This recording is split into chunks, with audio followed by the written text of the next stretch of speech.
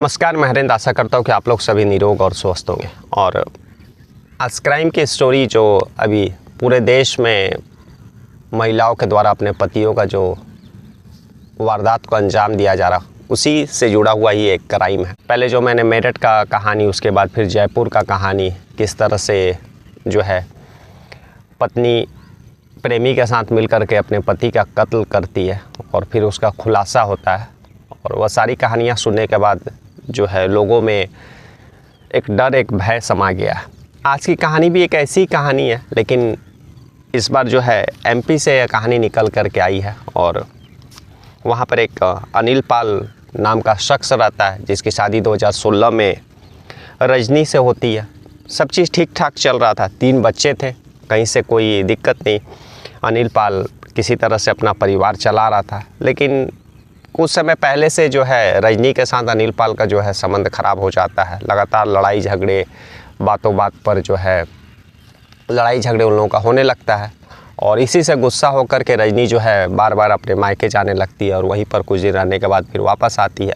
इसी दौरान रजनी का जो है अपने मायके में ही रहने वाले एक मंगल सिंह कुशवाहा नाम का जो शख्स रहता है, उससे उसका परिचय होता है। मंगल सिंह कुशवाहा जो है काफ़ी पैसे वाला था और उसके संपर्क में आने के बाद रजनी का जो है उससे दोस्ती होता है और फिर जो है लोग मोबाइल पर बातें और चैटिंग शुरू कर देते हैं। इसी दौरान जब रजनी मायके से वापस जब अपने ससुराल अपने पति के पास आती है, अनिल के पास, तो एक दिन अनिल जो है रजनी को वीडियो कॉलिंग करते हुए मंगल सिंह कुशवाहा से बात करते हुए देख लेता है। उस समय तो फ़िलहाल जब वह अपनी पत्नी रजनी से पूछता है तो वह कोई और बात बोल करके टाल देती है।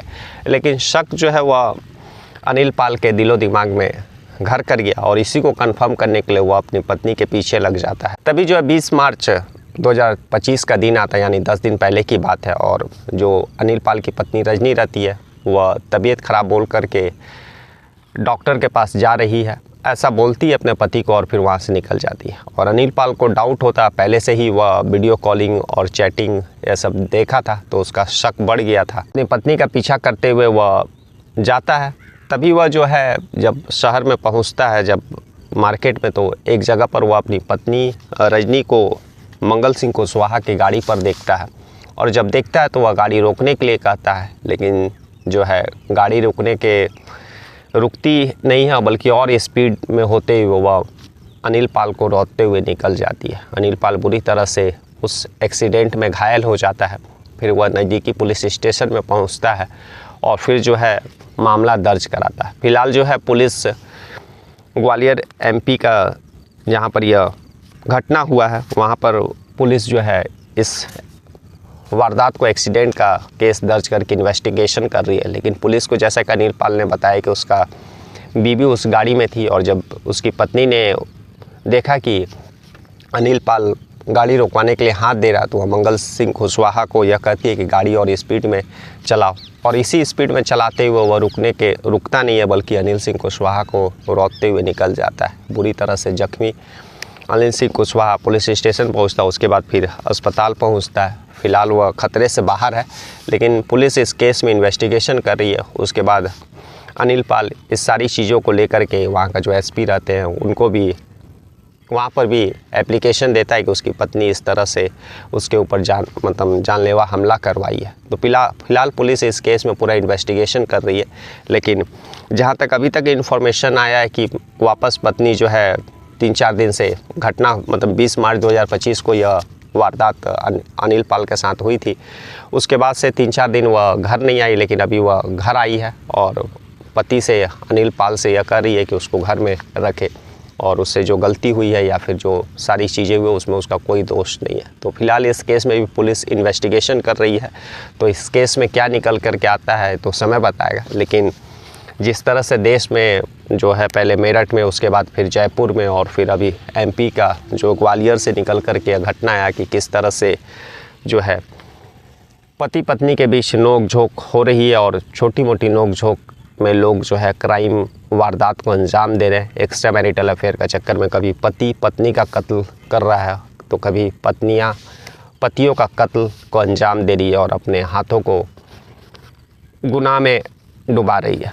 इस कहानी को जब मैं पढ़ रहा था, जब स्टडी कर रहा था, तो मुझे कल का जो है कहानी याद आया कि जो यूपी का संत कबीर नगर का जो बबलू और राधिका था, जिसमें राधिका का जो है एक्स्ट्रा मैरिटल अफेयर विकास नाम के शख्स से हो जाता है। और जब ये बात बबलू को पता चलता है तो बबलू जो है राधिका को एक दो दफ़ा समझाता है, लेकिन जब देखता है कि राधिका समझ नहीं रही है तो फिर वह दिमाग से काम लेता है और जुर्म के दस्तक को सुनता है। और उसके बाद फिर जो है राधिका का शादी जो है विकास से, दोनों की रजामंदी से, गाँव के मंदिर में बाकायदा कोर्ट से नोटरी करवाता है और उसके बाद अपनी उपस्थिति में करवा देता है। और दोनों बच्चों का परवरिश का भी जिम्मा वह खुद लेता है और बल्कि पत्नी को भी यह इत्मीनान करता है कि वह किसी भी तरह से कोई भी कमी बच्चों के परवरिश में नहीं रखेगा।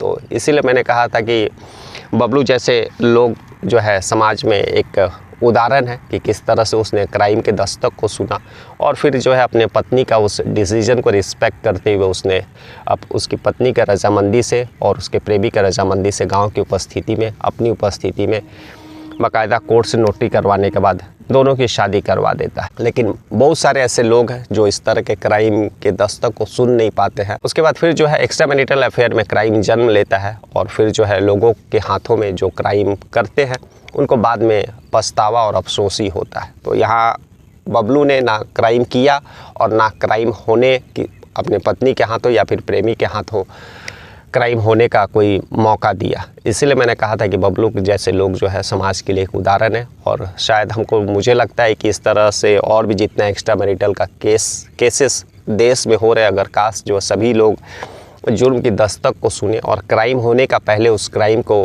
रोकने की कोशिश करें, कदम उठाएं, तो क्राइम होगा ही नहीं और फिर किसी का कत्ल नहीं होगा और ना ही किसी का जो स्वतंत्रता है वह सलाखों के पीछे कैद होगा। कल फिर ऐसी किसी कहानी के साथ मिलेंगे, तब तक के लिए नमस्कार, जय हिंद, जय भारत।